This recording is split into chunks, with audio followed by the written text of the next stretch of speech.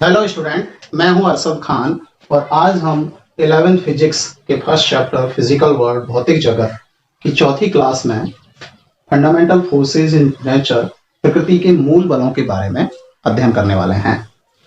तो प्रकृति में बहुत प्रकार के बल होते हैं, उनमें से 4 मुख्य बल हैं जिनके ऊपर अन्य बल डायरेक्टली और इनडायरेक्टली निर्भर होते हैं। तो हम उन आज 4 मुख्य या मूल बलों की बात करने वाले हैं। तो उनमें से पहला बल है गुरुत्वीय बल, ग्रेविटेशनल फोर्स।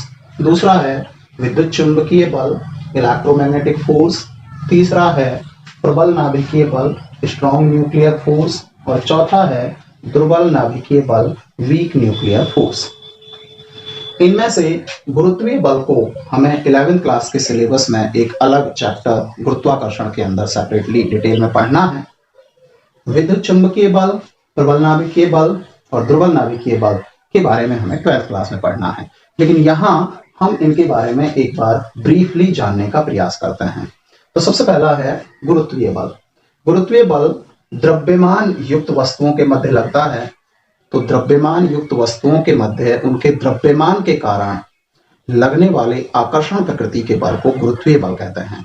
न्यूटन के गुरुत्वाकर्षण के नियम के अनुसार यदि 2 वस्तुएं जिनके द्रव्यमान m1 और m2 हैं एक दूसरे से r दूरी पर स्थित हैं, तो इनके मध्य लगने वाले गुरुत्वीय आकर्षण बल का मान इन दोनों वस्तुओं के द्रव्यमानों के गुणनफल के समानुपाती तथा इनके मध्य की दूरी के वर्ग के व्युत्क्रमानुपाती होगा। समानुपाती व्युत्क्रमानुपाती का चिन्ह हटाते हैं तो एक नियतांक काम में लिया जाता है कैपिटल G, जिसे सार्वत्रिक गुरुत्वाकर्षण नियतांक कहते हैं और इसका मान G बराबर 6.67 × 10⁻11। मात्रक आप यहाँ से बना सकते हैं। हमें G चाहिए तो r स्क्वायर को इधर गुणा करेंगे, m1 m2 का भाग लगा देंगे तो बल का मात्रक न्यूटन, r दूरी थी, दूरी का स्क्वायर मीटर स्क्वायर और 2 द्रव्यमान थे इसलिए किलोग्राम किलोग्राम किलोग्राम स्क्वायर। इसका मान प्रयोगों के द्वारा प्राप्त होता है। तो क्या है गुरुत्वीय बल? 2 द्रव्यमान युक्त वस्तुओं के मध्य उनके द्रव्यमान के कारण लगने वाले आकर्षण प्रकृति के बल को गुरुत्वीय बल कहते हैं। और गुरुत्वीय बल को न्यूटन के सार्वत्रिक गुरुत्वाकर्षण के नियम से प्राप्त सूत्र Fg बराबर G m1 m2 upon r square के द्वारा परिकलित किया जाता है।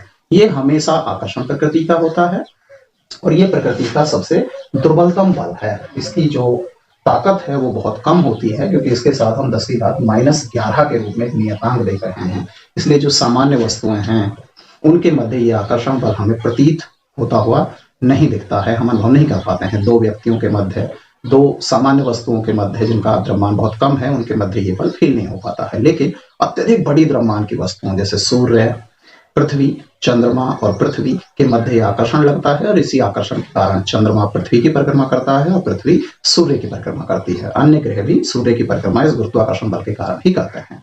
और डिटेल में हम इसका अध्ययन गुरुत्वाकर्षण वाले चैप्टर में करेंगे। यह बल अनंत परास का होता है, हालांकि दूरी के बढ़ने के साथ साथ कमजोर होता जाता है, लेकिन यहाँ दूरी के व्युत्क्रम वर्ग का नियम है, नीचे r स्क्वायर आ रहा है तो गणितीय रूप से जब दूरी का मान अनंत होगा तभी ये बल शून्य बन पाएगा। इसलिए सैद्धांतिक रूप से इसकी परास अनंत होती है, अनंत दूरी तक ये कार्यरत होता है। दूसरा बल है विद्युत चुंबकीय बल। विद्युत चुंबकीय बल में 2 बल सम्मिलित हैं, हालांकि वे ये प्रकृति में एक साथ विद्यमान होता है, लेकिन इसको 2 भागों में हम बांट कर पढ़ सकते हैं। एक है विद्युत बल और दूसरा है चुंबकीय बल। जब एक आवेश स्थिर होता है तो वो अपने चारों ओर विद्युत क्षेत्र उत्पन्न करता है। उस विद्युत क्षेत्र में अगर दूसरे आवेश को लाया जाए तो उसके ऊपर एक बल लगता है और उस बल को हम विद्युत बल कहते हैं। लेकिन अगर वह आवेश गतिशील है तो गतिशील आवेश, हम जानते हैं कि आवेश प्रवाह की दर को विद्युत धारा कहते हैं, तो विद्युत धारा उत्पन्न करता है और विद्युत धारा का चुंबकीय प्रभाव होता है, यानी कि वो अपने चारों ओर चुंबकीय क्षेत्र उत्पन्न कर देता है।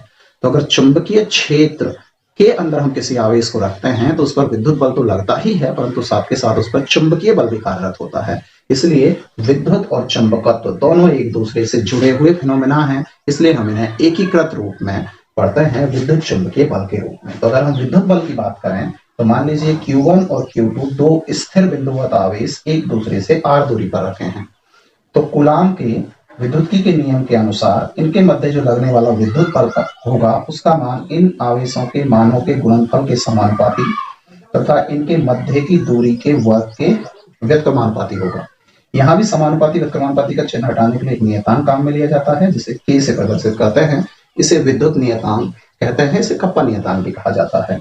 निर्वात के लिए इसका मान 1/4 पाई एप्सिलॉन 0 के इक्वल होता है, जहां एप्सिलॉन 0 जो है वो निर्वात की विद्युतशीलता कहलाती है।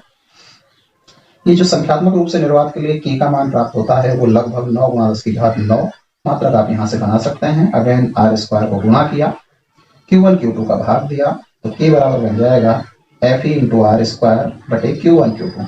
तो बल का मात्रक न्यूटन, दूरी का मात्रक मीटर, तो मीटर स्क्वायर हो गया, तो न्यूटन मीटर स्क्वायर, और आवेश का मात्रक कूलाम, तो 2 बार आ रहा है कूलाम कूलाम, तो coulomb square.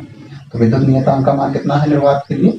9 × 10⁹ Newton metre square प्रति कूलाम स्क्वायर। यहाँ ये बात भी ध्यान देनी अनिवार्य है कि जो विद्युत बल है वो माध्यम पर निर्भर करता है। निर्वात की विद्युतशीलता है, अगर माध्यम की बात करेंगे तो उसकी विद्युतशीलता आती है, जबकि गुरुत्वीय बल जो है वो माध्यम पर निर्भर नहीं करता है, इसलिए हम इसे कहते हैं सार्वत्रिक गुरुत्वाकर्षण नियतांक हर माध्यम के लिए एक समान होता है।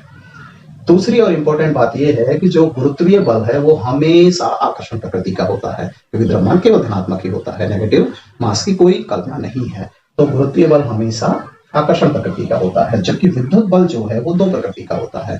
सजातीय आवेशों के मध्य जो समान समान प्रकार के हैं, पॉजिटिव पॉजिटिव या नेगेटिव नेगेटिव के मध्य प्रतिकर्षण प्रकृति का बल लगता है, जबकि विजातीय आवेशों, एक पॉजिटिव और एक नेगेटिव के मध्य आकर्षण प्रकृति का लगता है। नेक्स्ट बात करते हैं इसी के अंदर चुंबकीय बल की। तो माना बाहर से उत्पन्न हुआ चुंबकीय क्षेत्र B है और उस चुंबकीय क्षेत्र में कोई Q आवेश का कण V वेग के साथ गति कर रहा है। तो इस आवेश पर जो लगने वाले चुंबकीय बल का मान होगा वो होगा Fm = Q V × B के इक्वल। अगर विद्युत और चुंबकीय दोनों बलों को मिला दिया जाए तो हमारा विद्युत चुंबकीय बल बनता है। तो विद्युत चुंबकीय बल क्या बना? Fem = Fe विद्युत बल प्लस Fm चुंबकीय बल। इस विद्युत चुंबकीय बल को सम्मिलित रूप से लॉरेंज बल भी कहा जाता है। जब कहीं पर विद्युत बल विद्यमान नहीं होता है, केवल चुंबकीय बल होता है, तो लॉरेंज बल के लिए हम केवल ये सूत्र भी काम में ले सकते हैं। लेकिन यह वह अवस्था है जब विद्युत बल विद्यमान ना हो, परंतु संपूर्ण लॉरेंज बल में विद्युत बल और चुंबकीय बल दोनों सम्मिलित होते हैं, जहां विद्युत बल Fe = K Q1 Q2/r² है और चुंबकीय बल Fm = Q V × B है। अगर हम विद्युत क्षेत्र की तीव्रता के रूप में इसे लिखें तो यहाँ विद्युत क्षेत्र की तीव्रता को E से लिखा जाता है। माना एक आवेश Q है तो Q × E के रूप में भी लिखा जा सकता है इस बल को। तो ऐसी अवस्था में जो Fem का मान है उसे हम लिख सकते हैं Q × E vector plus Q × V × B vector, जहां V कण का वेग है, Q आवेश है, B चुंबकीय क्षेत्र है और E विद्युत क्षेत्र है। इसके बारे में और डिटेल में हम 12th क्लास में अध्ययन करेंगे। तीसरे बल की बात करते हैं, प्रबल नाभिकीय बल। तो नाभिक के अंदर, नाभिक प्रत्येक परमाणु का केंद्रीय सूक्ष्मतम भाग होता है। तो नाभिक के अंदर, नाभिक का आकार 10⁻14 मीटर की कोटि का माना जाता है। तो नाभिक के अंदर प्रोटॉन प्रोटॉन हम जानते हैं धनावेशित है, उसका प्रोटॉन धनावेशित। तो हमने यहाँ देखा था कि धनावेश को प्रतिकर्षित करेगा विद्युत बल के अनुसार, परंतु नाभिक के अंदर प्रोटॉन को प्रतिकर्षित ना कर आकर्षित करता है। और वह आकर्षण बल इस गुरुत्वीय बल के कारण नहीं होता है, उसकी तुलना में अत्यधिक बड़ा होता है। यह बल न्यूट्रॉन के मध्य भी लगता है और प्रोटॉन न्यूट्रॉन के मध्य भी लगता है। यानी कि यह बल ना तो विद्युत आवेश पर निर्भर है और ना ही द्रव्यमान पर निर्भर है और आकर्षण प्रकृति का है। यहाँ 2 सजातीय आवेश भी एक दूसरे को आकर्षित कर रहे हैं। निरावेशित वस्तु भी आकर्षित कर रही है और आवेशित वस्तु निरावेशित वस्तु को भी आकर्षित कर रही है। यानी कि ना तो ये आवेश के ऊपर निर्भर करता है, ना ही द्रव्यमान के ऊपर निर्भर करता है। इस नाभिक के अंदर लगने वाले अत्यधिक परिमाण के बल को हम प्रबल नाभिकीय बल कहते हैं। लेकिन यह बल केवल और केवल नाभिक में ही प्रभावी है, 10⁻14 मीटर तक ही कार्यरत होता है। यह बल, इस बल का जो मान है प्रबल नाभिकीय का, वो विद्युत बल या विद्युत चुंबकीय बल की तुलना में अत्यधिक बड़ा होता है। अगर किन्हीं 2 आवेशों के मध्य, हम कहें इलेक्ट्रॉन और प्रोटॉन के मध्य लगने वाले विद्युत बल का मान 1 न्यूटन है, तो उस अवस्था में लगने वाले प्रबल नाभिकीय बल का मान नाभिक के अंदर उनको रखने पर लगभग 10⁻36 से 10⁻39 न्यूटन होगा। इतना प्रभावी है ये प्रबल नाभिकीय बल का मान। अगली बात करते हैं हम, इस प्रबल नाभिकीय बल को क्वार्क थ्योरी के आधार पर भी समझाया जाता है। क्वार्क थ्योरी क्या कहती है कि जो प्रोटॉन और न्यूट्रॉन हैं, इन्हें भी आगे हम डिवाइड कर सकते हैं। ये भी छोटे छोटे कणों से मिलकर बने होते हैं। वो अलग बात है कि वो कण अस्थायी होते हैं और प्रोटॉन और न्यूट्रॉन स्थायी होते हैं। तो उन उस सूक्ष्मतम इकाई को, जिससे प्रोटॉन और न्यूट्रॉन निर्मित होते हैं, क्वार्क कहा जाता है। क्वार्क 6 प्रकार के होते हैं: up, down, top, bottom, strange and charm.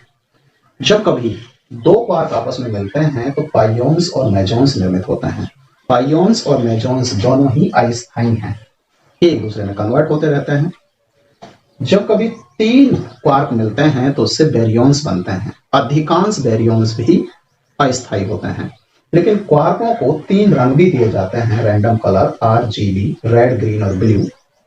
जब कभी 3 ऐसे भी बैरियॉन्स मिलते हैं कि उन तीनों पर अलग अलग रंग हो और ये तीनों रंग विद्यमान हो एक साथ, तो इस प्रकार के 3 क्वार्कों से निर्मित होने वाले मिश्रण को कलरलेस कॉम्बिनेशन कहा जाता है, रंग विहीन मिश्रण कहा जाता है। और ऐसे जो बैरियॉन्स होते हैं वो स्थायी होते हैं और उन्हीं को हम प्रोटॉन एवं न्यूट्रॉन या सम्मिलित रूप से न्यूक्लियॉन्स कहते हैं। इनके मध्य जो लगने वाला बल है, इन क्वार्क के मध्य, उसी को कलर फोर्स कहा जाता है और उस कलर फोर्स का ही दूसरा नाम प्रबल नाभिकीय बल है।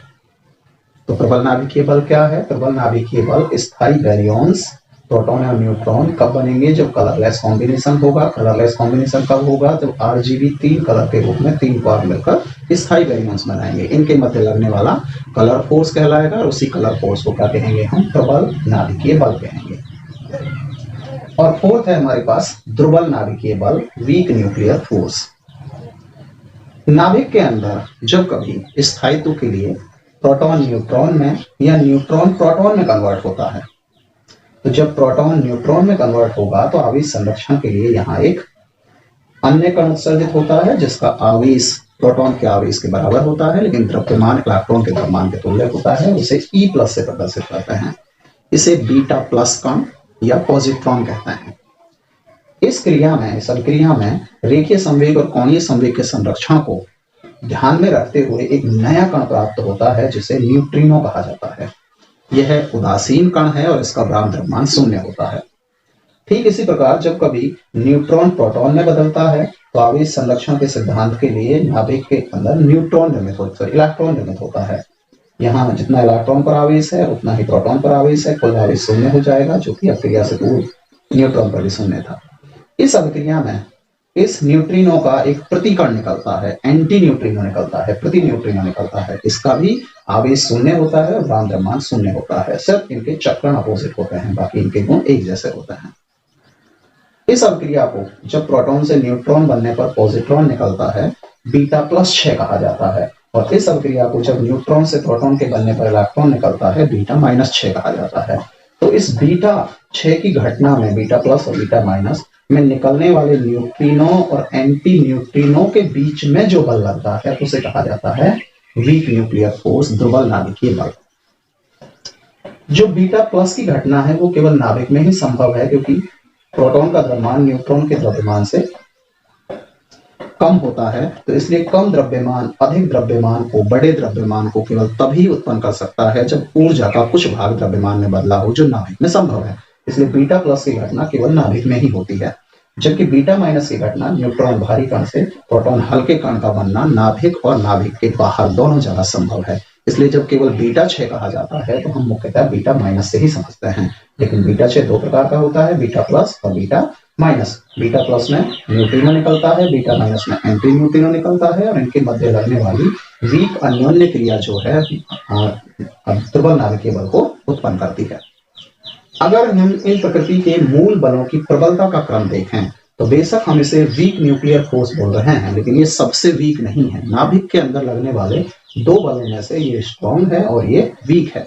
हालांकि वे ये बल सबसे स्ट्रॉन्ग भी है और नाभिक में तो स्ट्रॉन्ग है ही। तो हम इनकी प्रबलता को कैसे वर्गीकृत कर सकते हैं कि हमारे पास जो प्रकृति का सबसे प्रबलतम बल है वो प्रबल नाभिकीय बल ही होता है। उसके बाद दूसरे नंबर पर आता है हमारा विद्युत चुंबकीय बल। विद्युत चुंबकीय बल प्रबल नाभिकीय बल से थोड़ा कमजोर होता है। उसके बाद अगर हम बात करें तो अगला आता है वीक न्यूक्लियर फोर्स, दुर्बल नाभिकीय बल, और सबसे कमजोर होता है गुरुत्वीय बल, ग्रेविटेशनल फोर्स। हमारा जो दुर्बल नाभिकीय बल है वो केवल 10⁻16 मीटर तक कार्यरत होता है, इसकी ये परास होती है। प्रबल नाभिकीय बल की परास 10⁻14 मीटर तक होती है। और गुरुत्वीय बल और विद्युत चुंबकीय बल इन दोनों की परास गणितीय रूप से अनंत तक होती है। तो ये था प्रकृति के मूल बलों के बारे में कुछ बेसिक जानकारी। इसमें से हम गुरुत्वीय बल को 11th क्लास में पुनः पढ़ेंगे। विद्युत चुंबकीय बल, प्रबल नाभिकीय बल और दुर्बल नाभिकीय बल के बारे में 12th क्लास में जानकारी प्राप्त करेंगे। उम्मीद करते हैं कि ये प्रकृति के फंडामेंटल फोर्सों के बारे में जो ब्रीफ नॉलेज है आपको समझ आई होगी। धन्यवाद।